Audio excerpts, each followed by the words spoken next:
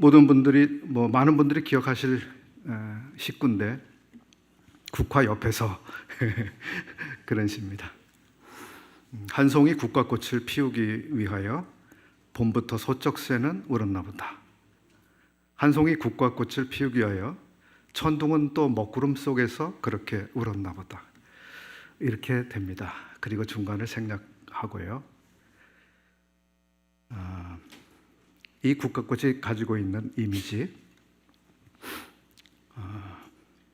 먼 젊음의 방황길에서 이제는 돌아와 거울 앞에 선 내 누님 같은 꽃이여, 이렇게 그런 내용이 있습니다. 꽃이 한 송이 피워지기까지 봄과 여름을 지나고 가을이 돼서 이제 가을이 깊어가고 겨울이 막 다가올 때 이 꽃들이 피어나기 시작하죠. 많은 비바람과 천둥과 그런 날들을 보내고, 그처럼 시인은 본인의 그 누님이 생각났다고 합니다. 그러면서 이 꽃에서 누님의 얼굴이 보여지는데, 내 누님은 젊은 날 방황을 했던 저기 있는 누님이라고 이야기합니다. 어떤 방황을 했는지, 얼마 동안 방황했는지 모르겠습니다. 우리 마음대로 한번 상상해 볼 수 있죠. 그리고 그렇게 방랑했던 누님이 나이가 이제 많이 드시고 본래 그 자리에 다시 돌아와 있는 그 누님처럼 보인다고 이야기합니다. 나이가 든다고 하는 것, 어른이 되어간다고 하는 것, 그런 이야기를 오늘도 조금 하려고 합니다. 지난 주말과 주일에 우리가 교회 수양회를 가졌습니다. 주님이 도와주시고 또 우리 많은 분들이 정말 수고해 주셔서 잘 가졌습니다. 또 강사임금을 통해서 아주 풍성하게 말씀도 주셨고요. 너무 참 감사한 시간들이 됐습니다. 오늘 이 시간에는 또 그때 주제에 조금 연장이 될 수도 있고요. 그럴 겁니다.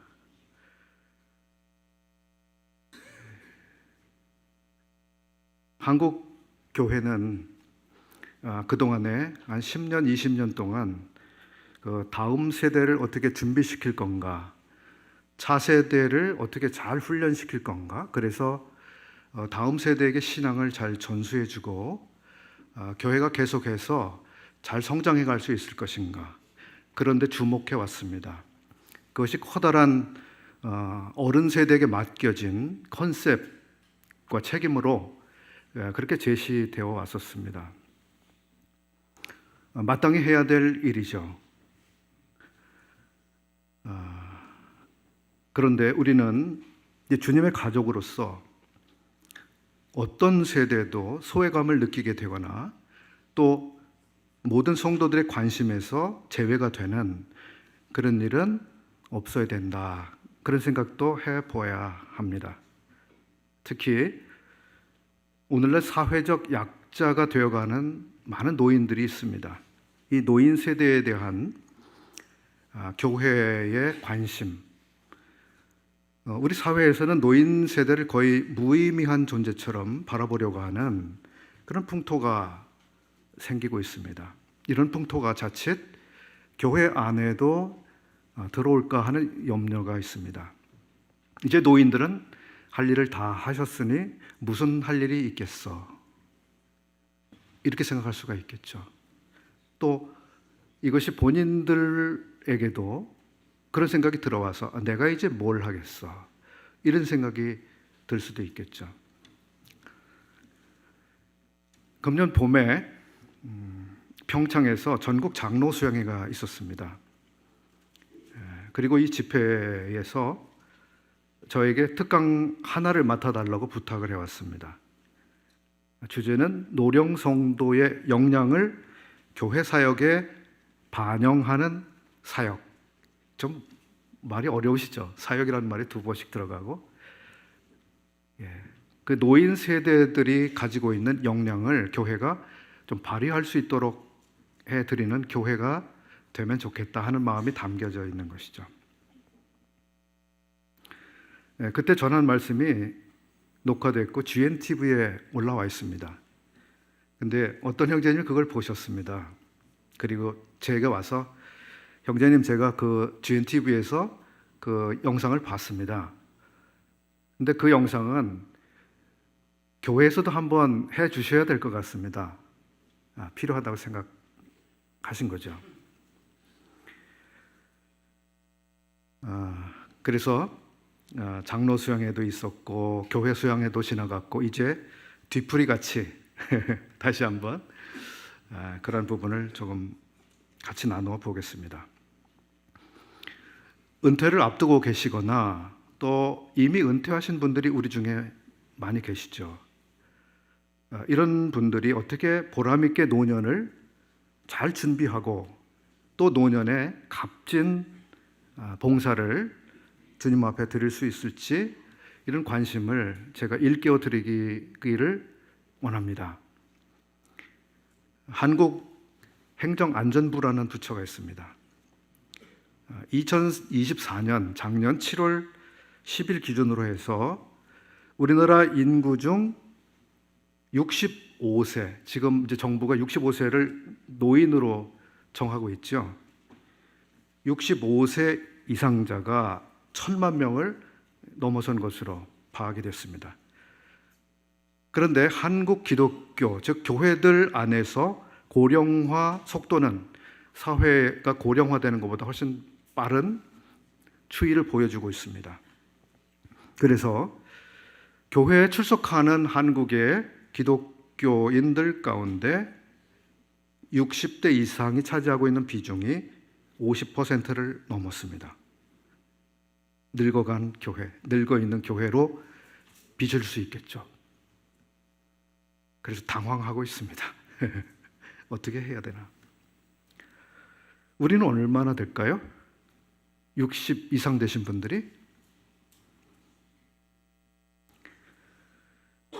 우리 북부교회는 61세 이상 성도 비율이 35% 정도 되더라고요. 정확할지 모르지만 대략 그 정도였습니다. 35%. 그리고 2024년 5월부터 6월 사이에 이제 목회 데이터 연구소라는 곳이 있습니다. 그곳에서 65세 이상 기독교인 남녀를 대상으로 한 리서치를 했습니다. 고령 교인 신앙과 시니어들의 목회에 대한 실태조사 이런 것이었는데 내용을 우선 몇 가지 좀 살펴보겠습니다. 이분들이 어떻게 답을 했나? 여러분은 신앙생활에 해당하는 활동을 어떻게 하고 있는지 질문했습니다. 그랬더니 가장 많이 하는 신앙활동을 예배 참석이라고 답했습니다. 당연하지 않겠습니까? 97%가 예배 참석, 성경 읽기와 기도 92%, 교회에서 친한 사람들과 만남 85%, 이런 내용들이 신앙생활을 거의 다 차지하고 있는 것입니다. 두 번째 질문은 고령 교인들에게 물은 것이죠. 교회 사역이나 활동에 참여할 수 있는 최대 나이를 얼마로 보십니까? 물어봤습니다. 그랬더니 77세까지는 가능하다, 이렇게 답들을 했습니다. 이것은 담임 목사와 전체 교인들이 생각하는 나이보다 많은 것이었는데요. 그 노인들은 이제 본인들이 77세까지는 섬길 수 있다, 다양한 활동을 할 수 있다고 답을 한 겁니다. 목사님들은 대개 한 72세 정도면 거기서 충분히 이렇게 시간을 보냈다, 이렇게 본인들이 답을 하셨고, 일반 성도들은 69세를 뭔가 교회에서 활동할 수 있는, 사역할 수 있는 최대 나이로 보았습니다. 이처럼 고령에 있는 우리 성도들은 이 사회나 그 목회자나 또는 다른 일반 성도들이 생각하는 것보다 더 오랫동안 주님을 섬길 수 있다, 이런 인식들을 가지고 계셨습니다. 그리고 세 번째는 교회 직분에서 은퇴하는 나이는 70세이다. 은퇴 시기 전후 고령 교인의 사역과 역할을 살펴보았는데 70 이하 고령 교인에게, 즉 60세부터 70세까지의 교인들에게 70세가 되어 건강이 허락할 경우 교회 사역을 계속하고 싶은지 물어보았는데 계속 사역하고 싶다가 34%로 조사됐습니다. 많은 분들이 계속 좀 하고 싶은 의욕을 가지고 있습니다. 네 번째는 교회 직분 은퇴를 한 후인 71세 이상 교인에게 은퇴 후 교회 사역에 대한 인식을 물어봤습니다. 나는 건강이 허락되는 한 교회에서 주어진 사역을 적극적으로 하고 싶다, 이렇게 대답한 71세 이상 교인들이 53%가 예스라고 말했습니다.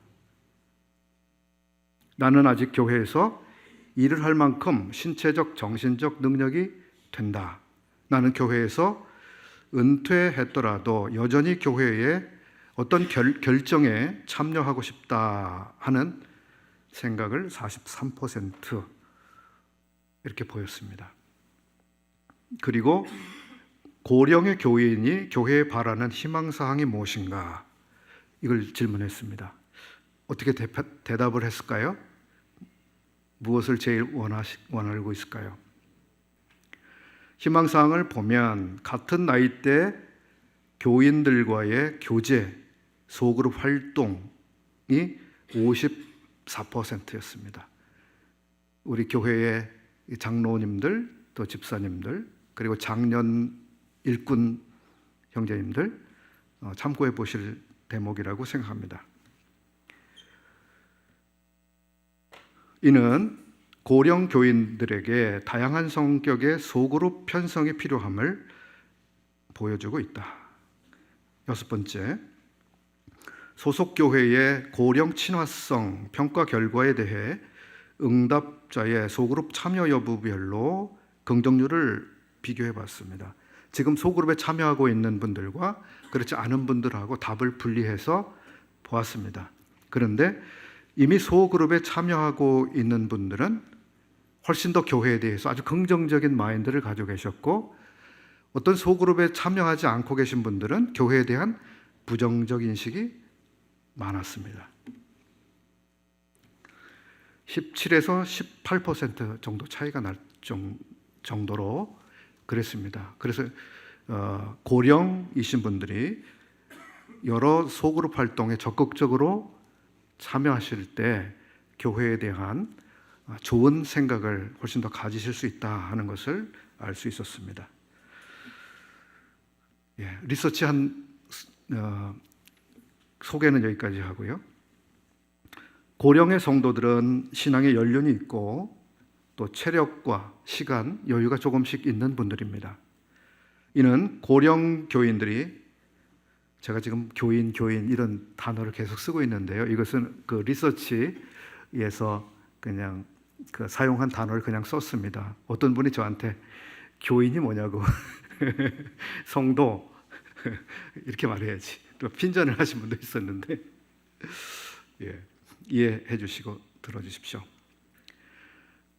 고령 교인들이 돌봄의 대상은 물론 교회 사역에 참여하고 기여할 주체로 보아야 하는 대목으로 생각되는 부분입니다. 한편 고령 성도들은 소그룹 활동을 통해 보람을 느낄 가능성이 많다고 하는 것을 알 수 있습니다.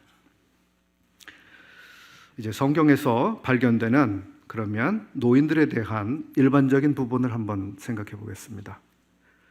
성경에서 발견할 수 있는 노인은 어떤 분들이고 어떤 모습인가, 어떤 특징을 가지고 있나.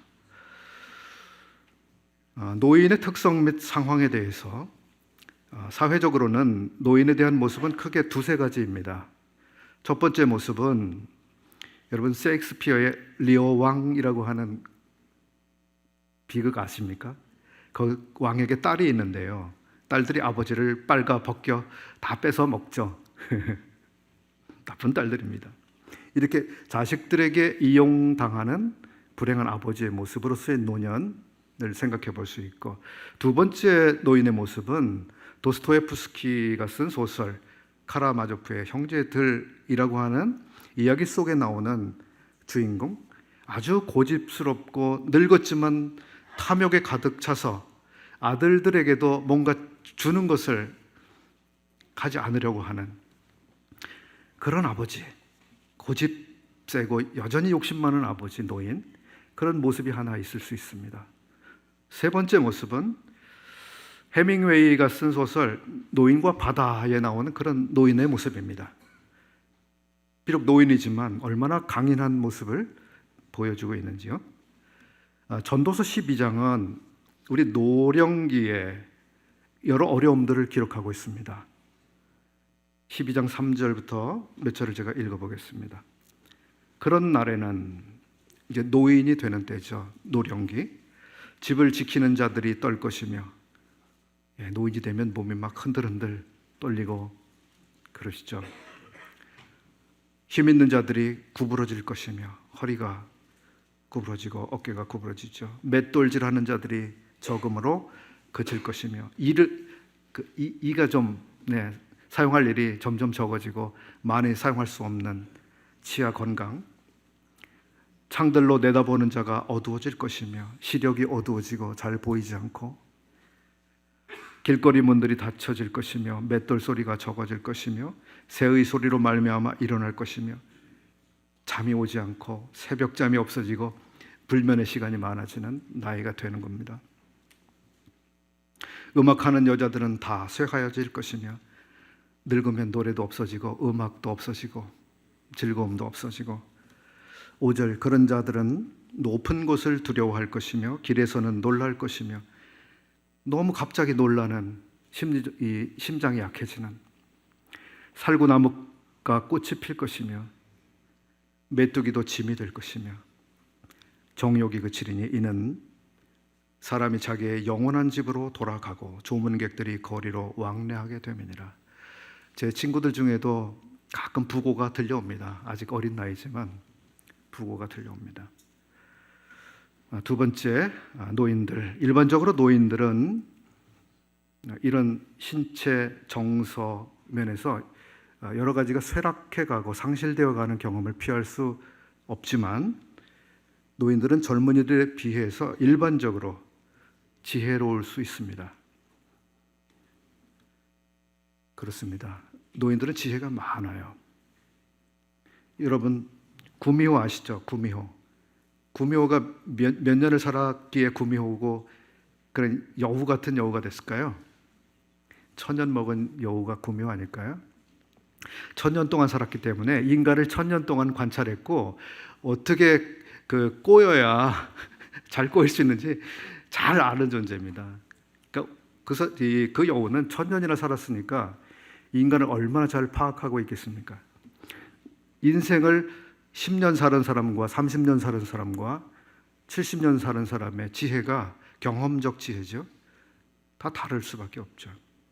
그래서 노인들을 우리가 존경할 수밖에 없습니다. 그렇다고 해서 나이를 많이 드셨다고 해서 꼭 지혜롭다고 볼 수는 없습니다. 왜냐하면 열왕기상 13장에 보면 어떤 노인이 나오는데요, 젊은 사람을 아주 농락하는 모습입니다. 이런 모습이 나옵니다. 그가 그 사람에게 이르되 나도 그대와 같은 선지자라. 그러면서 젊은 선지자에게 접근해서 이야기합니다. 천사가 여호와의 말씀으로 나에게 이르기를 그를 내 집으로 데리고 돌아가서 그에게 떡을 먹이고 물을 마시게 하라 하였느니라 하니, 이는 그 사람을 속임이라. 나이가 많은 사람이 자기가 선지자라고 하면서 젊은 선지자에게 나타나서 지금 이런 이야기를 하는 겁니다. 거기 가서 즉 하나님 말씀을 전파하고 빨리 되돌아가라고 젊은 선지자에게 여호와께서 말씀하셨는데, 그렇게 말씀을 지키지 못하도록 거기서 계속 지체하도록 유혹하는 거예요. 이 늙은 선지자가. 결국 그 젊은 선지자가 그 늙은 선지자 말을 듣고 지체하죠. 결국은 그 젊은 선지자가 사자한테 찢겨 죽음을 당합니다. 한 사람을 파멸로 이끌어버리는 그 늙은 모습입니다. 레위기 19장 32절에서 우리는 노인을 공경해야 한다고 하는 하나님 말씀을 읽을 수 있습니다. 너는 센 머리 앞에서 일어서고 노인의 얼굴을 공경하며 내 하나님을 경외하라. 나는 여호와이니라. 우리는 노인들에 대한 존중, 감사, 그리고 인정, 그리고 그분들에 대한 경청, 그분들에게 필요한 위로나 친절을 생각해야 됩니다. 이게 젊은 세대들의 마땅한 모습이죠. 우리가 노년기를 앞두고 있거나 노년기 가운데 있는 이런 분들이라면 다음과 같은 분들을 통해서 배우는 부분이 있습니다. 교훈과 본이 되는 인물들이 참 많이 있는데 그 가운데 야곱을 생각해 볼 수 있습니다. 야곱은 얼마나 비열하고 야비하고 자기 꾀에 자기가 넘어가는 아주 자기 스스로 지혜롭다고 하지만 어리석은 길을 갔던 젊은 날을 가지고 있습니다. 주변 사람들을 속이는데 아주 능통한 그런 사람이었죠. 이 사람이 나이가 들수록 정말 어른스러운 어른이 되어갔습니다. 마지막에는 이집트에 가서 자기 죽음이 얼마 남지 않았는데 지팡이 머리에 의지해서 하나님을 경배합니다. 그게 인간의 본분이기 때문에 인간으로서 무엇을 하는 것이 가장 중요한 것인지 그가 배웠습니다. 그리고 경배하는 것을 그 낯선 땅에서 했던 분입니다. 요셉도 본이 되는 사람이죠. 그가 타국에서 늙었고 이제 죽음이 가까운 나이가 되고 죽음 앞에서 임종 앞에서 유언을 남깁니다. 내가 죽으면 내 뼈를 이집트에 그냥 묻어두지 말아라. 내 뼈를 가지고 하나님께서 선택하시고 약속해 준 그 약속의 땅으로 가져가라. 이것은 그의 소망이 어디 있었는지를 말해주는 겁니다. 나는 히브리 사람, 나는 이스라엘 사람, 내가 있어야 될 곳은 바로 약속하신 그곳이라고 하는 그 생각이, 비록 그의 몸은 이집트에 있지만 그는 소망을 놓지 않고 이 노년의 시간들을 보내고 있었습니다. 모세는 어떻습니까? 80세의 부름을 받았고 그 후로 40년 동안 왕성하게 주님을 섬겼습니다. 갈렙 85세였지만 내가 아직도 강건하다고 하면서 하나님이 우리에게 주겠다고 하신 그 땅을 확보하는데 이 젊었지만 나를 드리겠다고 그렇게 하는 사람이었습니다. 사무엘하 19장에 나오는 바르실레라고 하는 사람이 나옵니다.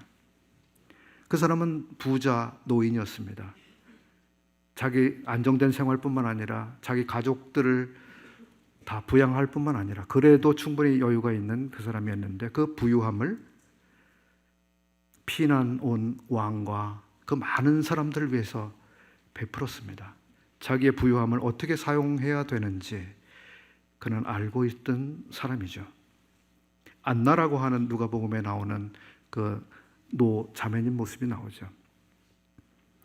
그분은 성전에 항상 있었습니다. 금식하고 기도하는 일에 힘을 썼습니다. 베드로, 천방지축이었던 젊은이, 늘 실수를 많이 했던 젊은이, 그러나 노인이 되어서는 이제 어른이 된 그런 성장의 모델을 자기 스스로 보여준 사람이 됐습니다. 그런가 하면 나이들이 들어가면서 이렇게 정말 어른이 되어가고 성숙해가고 또 나이상으로는 노인이 되어가지만 그러나 소망은 더욱 뚜렷해지고 노인임에도 불구하고 자기를 주님 앞에 들여서 섬기고자 하는 이런 강건한 믿음을 가지고 있던 분들의 모습을 볼 수 있었습니다. 그런가 하면 노년기에 우리에게 경계가 되는 분들도 성경에 많이 있죠. 엘리라고 하는 사사, 제사장. 그런가 하면 사무엘은 어떻습니까? 얼마나 출생부터 놀라운 분입니까? 그가 말씀을 전하고 그가 기도한 삶은 얼마나 놀라운 겁니까? 그런데 그의 노년에 그의 아들들은 아버지의 가르침을 따르지 않고 있었습니다. 다윗은 어땠습니까? 다윗도 얼마나 놀라운 분입니까? 그러나 그의 노년에 어땠습니까? 그 자식들이, 아들들이 아버지의 교육대로 살지 않았습니다. 노년의 눈물을 흘릴 수밖에 없는 이 아버지들. 아사왕이라는 왕이 있죠. 이 아사왕은 젊었을 때 겸손하고 하나님을 의지하는 왕이었습니다. 근데 나이가 들고 왕으로 오래 있게 되면서 이제는 하나님을 더 이상 의지하지 않는 사람이 됐습니다. 히스기야는 어땠습니까? 마지막에 본인은 그러지 않았겠지만 우리가 볼 때는 대단히 불행한 시간들을 보냈습니다. 그가 여생을 더 늘려서 더 살지 않았다면 차라리 더 좋을 뻔한 생애가 됐습니다. 우리는 어떤 인물들을 본받고 어떤 인물들을 또 이렇게 닮아가는 그런 데 이렇게 마음을 써야 될까 하는 점에서 참고하시면 좋겠습니다. 성경에서 발견되는 노령 세대들은 어떤 식으로 기여했는지 이런 부분을 조금 생각해 보겠습니다. 노인들은 과연 어떻게 기여할 수 있나? 이스라엘 역사 성경 안에서 몇 가지를 생각해 보겠습니다. 우선 노인들은 후대를 생각했습니다. 본인들의 세대만 아니라 후대를 생각했습니다. 그래서 한 것이 무엇일까요? 노래를 만들었습니다. 시를 썼습니다. 우리가 읽고 있는 시편 150편이 있죠. 이게 노래들이었습니다. 왜 이 노래를 만들었을까요? 하나님을 어떻게 예배해야 되는지, 사람이 어떻게 살아야 되는지, 어떻게 하나님을 섬겨야 되는지, 어떻게 살 때 하나님이 우리에게 복을 내려주시는지, 그래서 어떻게 사는 게 지혜로운 길인지, 그걸 후대들에게 가르치는 좋은 방법, 그들은 시를 만들어서 곡을 붙여서 노래를 만들었습니다. 시편 안에는 마스길이라고 하는 표제들이 붙은 시들이 있어요. 마스길이라는 것은 명상시, 교훈시라는 말입니다. 뭔가 이것을 잘 묵상하고 생각해서 거기서 교훈을 얻도록 만든 시라는 거예요. 그 시편뿐만 아니라 모세, 다윗 이런 분들도 노래를 만들었어요. 시편에도 그분들의 시가 있죠. 그뿐 아니라 신명기 31장 또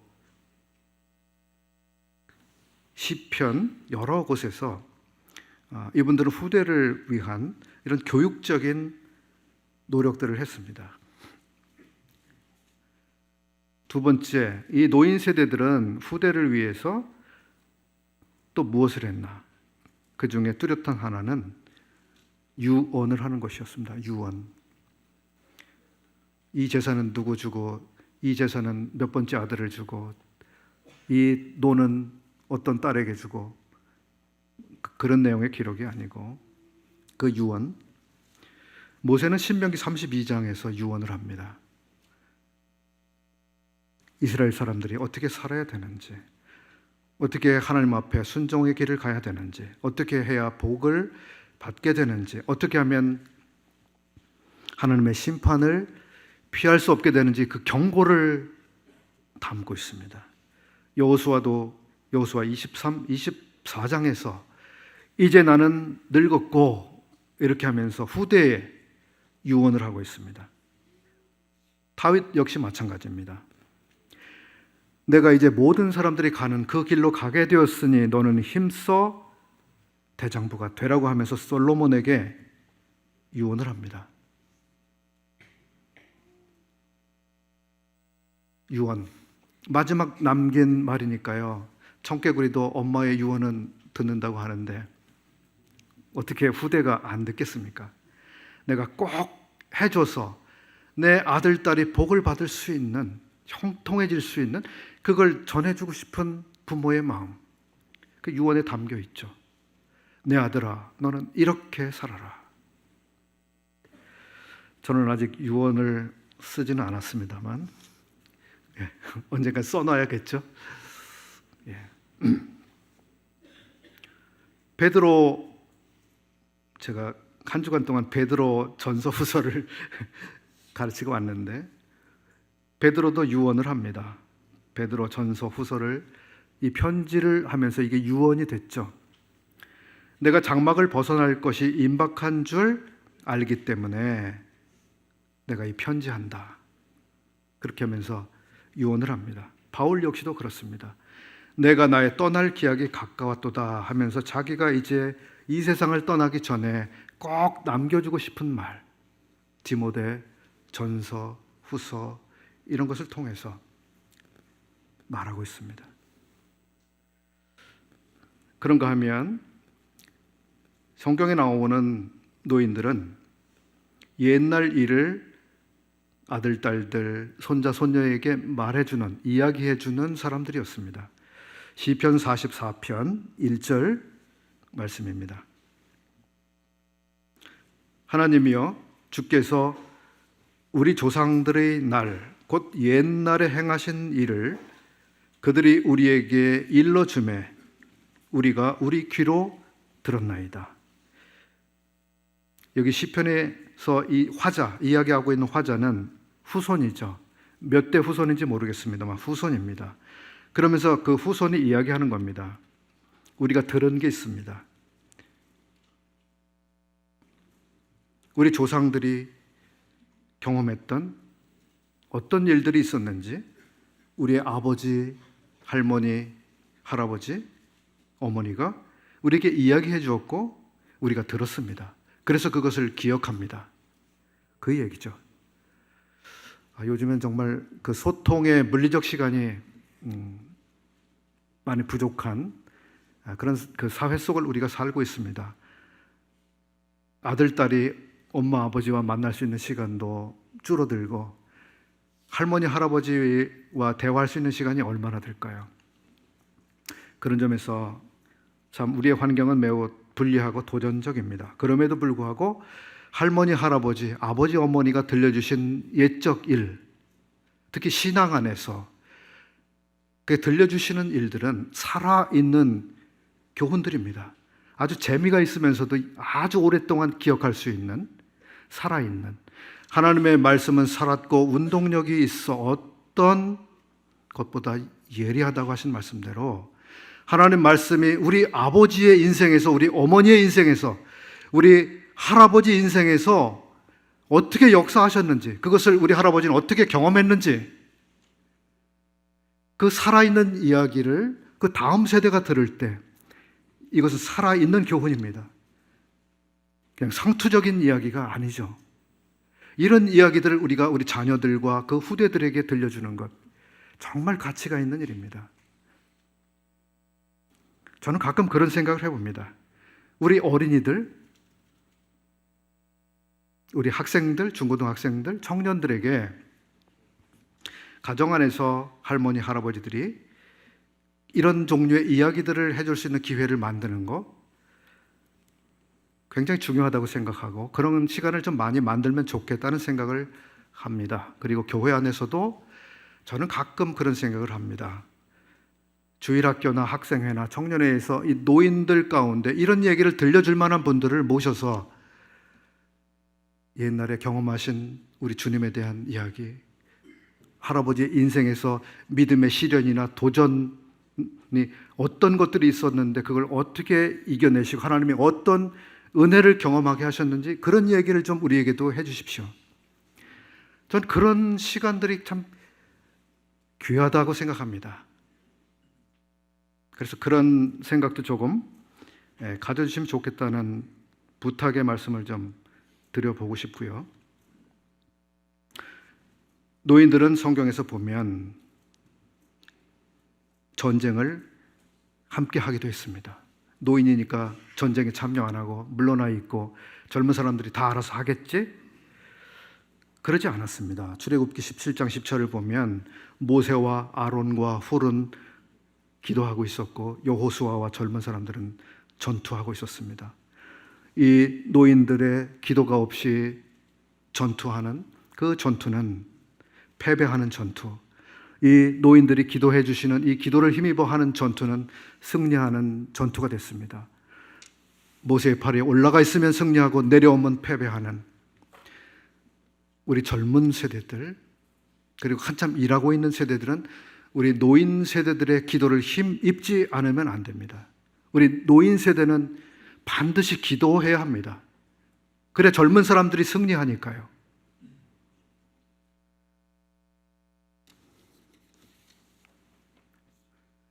성경에서 보면 노인 세대는 젊은 세대를 가르치고 훈련하는 분들이었습니다. 엘리야가 떠나가기 전에 하나님이 엘리사를 부르셨습니다. 그리고 엘리야가 훈련했습니다. 그런가 하면 노인 세대는 다음 세대의 평안을 구하면서 적절한 조언을 했던 분들입니다. 룻의 시모 나오미가 그에게 이르되 내 딸아 내가 너를 위하여 안식할 곳을 구하여 너로 복되게 하여 하지 않겠느냐. 룻이 시어머니 나오미가 룻에게 이런 이야기를 합니다. 그리고 너는 어떻게 해라라고 하는 걸 구체적으로 알려주죠. 타작 마당으로 가라. 거기서 어떻게 해라. 다 알려줍니다. 왜 그런 얘기를 했습니까? 자기의 며느리를 복되게 하고 싶은 어머니의 마음입니다. 우리 어른 세대들은 다음 세대가 어떻게 하면 더 많은 복 가운데 살아가고 복을 누려서 정말 하나님 안에 있는 그 안식을 누리게 할 수 있을까? 그 평안 가운데 살아가게 할 수 있을까? 그런 마음을 다 가지고 계시죠. 그래서 이러한 어른들은 자녀들에게 이런 얘기를 내가 꼭 해주고 싶은 그게 있을 겁니다. 젊은 분들이 듣기를 원하고자 한다면 그런 이야기 해주실 겁니다.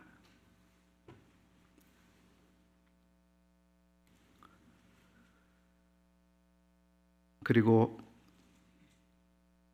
노인들은 꿈을 꿉니다. 젊은 사람만 꿈을 꾸지 않습니다. 젊은이들에게만 내일이 있지 않습니다. 노인들도 꿈을 꿉니다. 볼까요? 내가 내 영을 만민에게 부어주리니 너희 자녀들이 장래일을 말할 것이며 너희 늙은이는 꿈을 꾸며. 물론 이 노인들이 꾸는 꿈은 본인들이 꿈꾼 대로 본인들이 다 성취하고자 하는 그런 종류의 꿈이 아니라고 저는 생각해 봅니다. 노인들이 꾸는 꿈은 다음 세대를 위한 꿈입니다. 우리는 이렇게 하나님을 알아왔고 이렇게 하나님을 섬겨왔고, 그런데 우리의 아들, 손자 세대에는 하나님께서 더 놀라운 일들을 이루실 것을 소망하면서 꿈꾸는 것, 저는 이건 굉장히 아름답고 노인 세대가 해야 되는 것 가운데 하나라고 생각합니다. 이런 기도.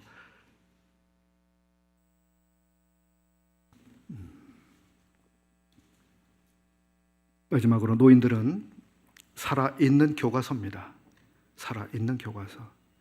디도서 2장 1절부터 8절인데 그냥 몇 구절만 보겠습니다. 오직 너는 바른 교훈에 합당한 것을 말하여 늙은 남자로는 절제하며 경건하며 신중하며 믿음과 사랑과 인내함에 온전하게 하고, 늙은 여자로는 이와 같이 행실이 거룩하며 모함하지 말며 많은 술의 종이 되지 아니하며 선한 것을 가르치는 자들이 되고, 그들로 젊은 여자들을 교훈하되 그 남편과 자녀를 사랑하며, 이렇게 이어집니다.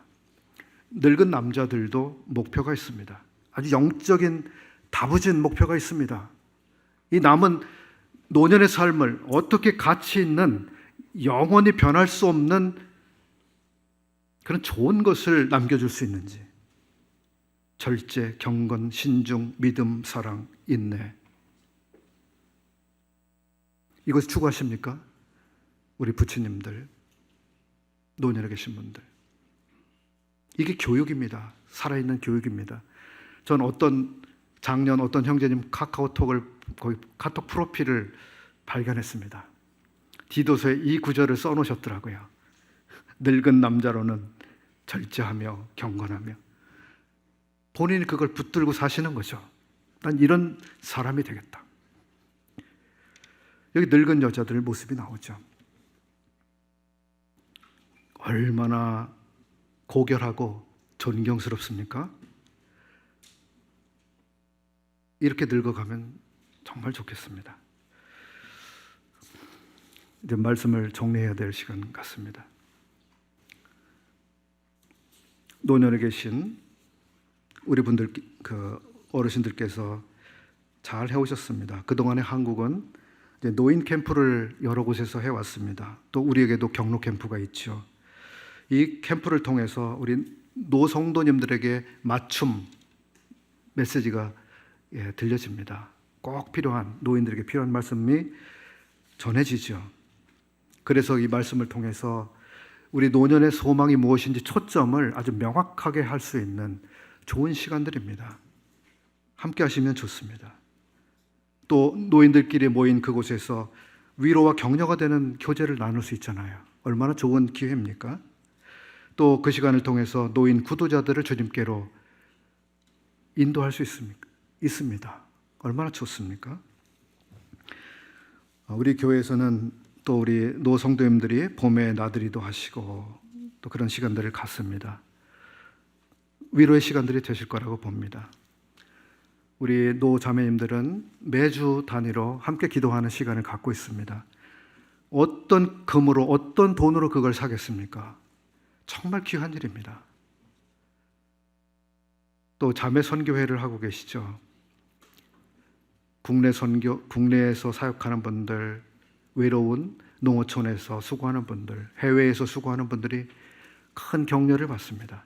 정말 가치 있는 일에 대한 헌신이라고 봅니다. 우리 장년들 한 달에 한 번씩 모이시죠? 그 자리가 얼마나 많은 것을 할 수 있는지는 모르지만 그러나 정말 중요한 시간입니다. 그리고 장년들 안에서 서로 친교를 나누시고 또 간증도 하시고 또 신방도 하시고 노인들을 전도하는 일도 하시고 때로는 어린이들을 격려하시는 일도 합니다. 참 중요한 일들을 하고 계시죠. 한 가지 제안을 제가 드려보고 싶습니다. 노인 여름 성경학교 같은 걸 해보시면 어떤가? 우리 어린이들만 여름 성경학교 하라는 법이 어디 있습니까? 예, 1박 2일 숙박을 안 하셔도 뭐 이틀 동안 특별한 여러 프로그램들을 통해서 풍성한 시간을 가질 수 있지 않을까요? 우리 노성도님들의 믿음을 새롭게 해드리고 힘을 드리고 소망을 분명하게 해드리고 위로해드리고 즐거움도 드리고, 이건 작년에서 할 일이 아니라 그 다음 세대에서 고민해 보실 게 아닌가 생각이 듭니다. 개인적으로도 우리가 은사와 역량을 따라서 주님을 위해서 우리 노년의 시간들을 보낼 수 있습니다. 구역의 성도들을 돌볼 수도 있고 성경 공부해서 또 다른 분들을 가르칠 수도 있습니다. 때로 책을 쓰는 분들도 있습니다. 때로는 교회 여러 부분에 자문을 해주실 수도 있습니다. 때로는 교회 차량으로 봉사하실 수도 있고 선교지를 방문해서 격려를 하실 수도 있고 방문하신 분들을 접대하고 섬겨주실 수도 있습니다. 그런가 하면 혼자 계시는 외로운 분들을 찾아가서 방문해 주시는 그런 일도 하실 수가 있습니다. 하실 일들이 참 많으시죠? 노년 세대는 선물입니다. 선물의 시간입니다. 저는 제 나이가 지금 아주 좋아요.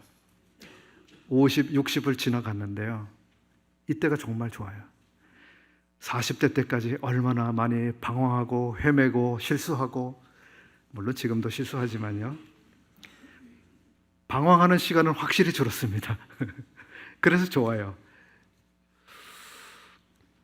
노인 세대들이 역량을 발휘하시는 일에 있어서 여러 부분에서 멘토링을 해 주실 수 있습니다. 차세대를 위해서, 다음 세대를 위해서, 그리고 기도해 주시는 이 귀한 일을 하실 수 있습니다. 또 교육도 해 주실 수 있습니다. 여러 봉사를 해 주실 수 있습니다. 또 상담이 필요한 분들에게 적절한 상담을 해 주실 수도 있습니다. 그때 난 이렇게 살았어, 이렇게 하면서 조언을 해 주실 수도 있겠죠.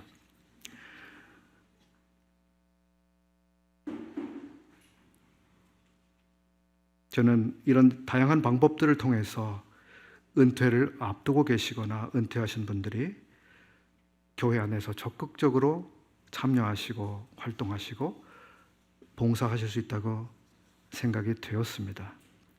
한 가지 주의사항이 있습니다. 이런 좋은 것에 대해서 우리가 의욕을 가지고 하시는 게 좋은데요, 젊은 사람들이 하는 일에 그냥 무작정 간섭하시는 것은 조심해야 합니다. 어떤 경우에는 자문이 아니라 잘못하면 간섭이 되는 수가 있습니다. 그럼 젊은이들은 의욕을 잃거나 자율성에 심각한 어려움을 느낄 수도 있습니다. 그래서 젊은 사람들이 부탁해 올 때 그렇게 도와주시는 게 아주 적절한 타이밍이다, 그런 생각을 해봅니다.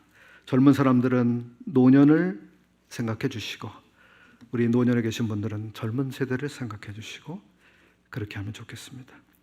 오스왈드 샌더스가 했던 말을 마지막으로 인용해 드리고 마치겠습니다. 노인층과 젊은층 사이에는 언제나 세대차가 존재해왔다. 분명한 사실은 노년층과 젊은층이 인정하든 인정하지 않든 간에 그들은 상호 보완 관계에 있다는 것이다. 젊은 사람과 늙은 사람 사이의 관계와 문제는 예전이나 지금이나 다를 바가 없는 것과 같다. 과격한 젊은 층은 언제나 보수적인 기성세대에 도전해왔다. 젊은 층은 변화를 요구한다. 기성세대는 현상 유지에 집착한다. 젊은 층과 기성세대는 서로 관용을 베풀지 못하는 경향이 있다. 젊은 층과 노년층은 제각기 교회와 가정과 사회에 그들만의 독특한 기여를 할 수가 있다. 그렇습니다. 기도하고 마치겠습니다. 고마우신 아버지 하나님, 저희들이 함께 모여서 주님을 섬기는 이 교회 가운데 새로 태어난 아기들로부터 아이들, 또 학생들, 청년들, 그리고 이제 가정을 이룬 젊은 부부들, 또 중년기를 지나고 있는 성도들, 그리고 인생의 많은 것들을 경험한 지혜로운 노년의 성도들을 많이 허락해 주신 것을 감사합니다. 참 저희들에게 지혜로운 마음을 주셔서 각 세대가 어떻게 서로를 이해하고 관용하고 또 도울 수 있는지 가르쳐 주시고, 또 함께 협력해서 서로를 세워나가는 이런 교회가 되게 해 주시옵소서. 저희들이 참 이 세대 차이라고 하는 이 시대의 특별한 상황 속에서 어떤 세대도 소외되는 그런 것이 없이 모두가 주님 앞에 가치 있는 생애를 바치고 또 서로에게 도움이 되는 그러한 봉사를 할 수 있도록 주께서 도와주시기를 기도합니다.